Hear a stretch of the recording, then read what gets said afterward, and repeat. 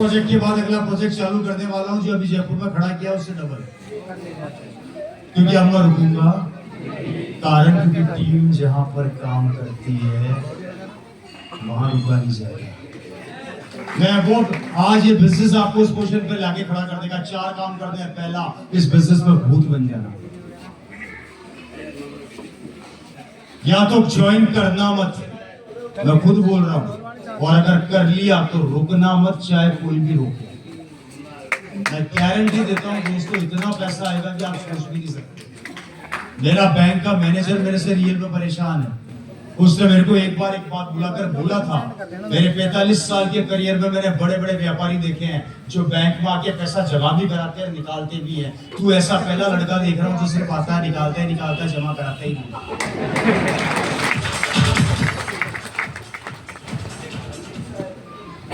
ऐसी पावर नहीं देखिए क्या होगा। ये खत्म होता नहीं है, अगले महीने फिर टीसीजी बोलते तैयारी कर लो, आ रहे हैं। ये ताकत दोस्तों आई कैसे? नेटवर्क इंडस्ट्री, वो इंडस्ट्री, ये बिजनेस वो व्यापार है। बर्बाद भी होना चाहोगे तो बर्बाद भी हो सकते हैं। इसलिए पहला काम 5 साल के लिए भूत बन जाना, मत परवाह करना लोग क्या कहेंगे। दूसरा काम, जितना दूर जाके बिजनेस को डेवलप करोगे सफलता उतनी जल्दी मिलेगी। याद रखना।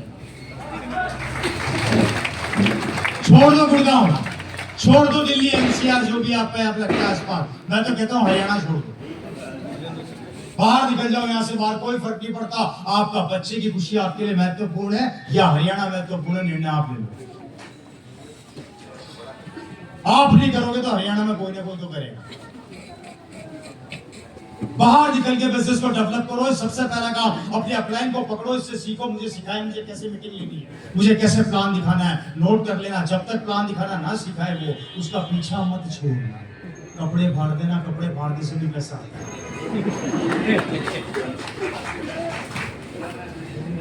कपड़े फाड़ने से भी। मेरा सूट या आरसीएम का बेकार लग रहा है क्या? शानदार है ना, फाड़ दो, कोई टेंशन नहीं है, अगला सिलूंगा।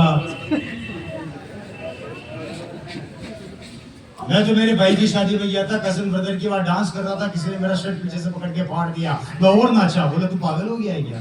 तेरे कपड़े फाड़ दिए, तू नाच रहा। मुझे पता है कपड़े फाड़ने से पैसा आता है। बोला मजाक कर रहा है। मैं मजाक तू समझ रहा है, मैं सीरियस बात कर रहा हूँ।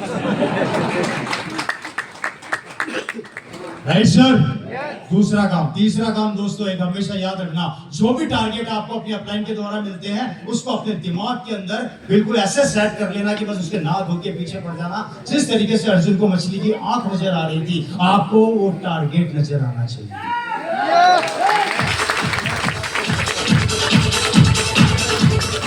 जिसकी जिंदगी में अगर कोई टारगेट नहीं है, भगवान का भी उसको लेके कोई टारगेट नहीं है। भगवान भी उसी को टारगेट करता है जो अपनी जिंदगी में खुद टारगेट करता है। हर आदमी का लाइफ में लक्ष्य होता है। यहां पर भी आपको लक्ष्य दिया जाता है आपकी सफलता के लिए, मेरी सफलता के लिए नहीं। मेरे को कोई फर्क नहीं पड़ने वाला, सुनील जी को कोई फर्क नहीं पड़ने वाला, इनकी टीम को कोई फर्क नहीं पड़ने वाला। आप नहीं करोगे तो भी इनकी दुकान चल रही है और रुकेगी भी नहीं। मैं चलाकर अपनी दुकान रोकना चाहूं तो नहीं रुकेगी। बोलो ऐसा बिजनेस कहीं देखा है आप लोगों ने? मैं बर्बाद होना चाहता हूं तो भी नहीं रुकेगी। ये खड़े आशीष जी, खड़े हो जाओ, मैं भी साबित कर देता हूं 2 मिनट के अंदर। आशीष जी, अपलाइन की बात माननी चाहिए, बिल्कुल माननी चाहिए 100%। नहीं, भगवान तो नहीं होता, लेकिन भगवान के बराबर, उससे कम भी नहीं होता। जी सर, जो कहोगे करेंगे, बिल्कुल। आपके अपलाइन में भी आता हूं कहीं ना कहीं। यस सर, आता हूं ना। एक काम करूंगा तो करोगे? करेंगे सर। आरसीएम छोड़ दो, ये वाला नहीं करेंगे सर। प्लीज मैं कह रहा हूं छोड़ दो सर, प्लीज। ये आपके हाथ जोड़ता हूं सर, मैं आपके पांव पड़ता हूं। मैं पढ़ूंगा लेकिन ये छोड़ूंगा नहीं।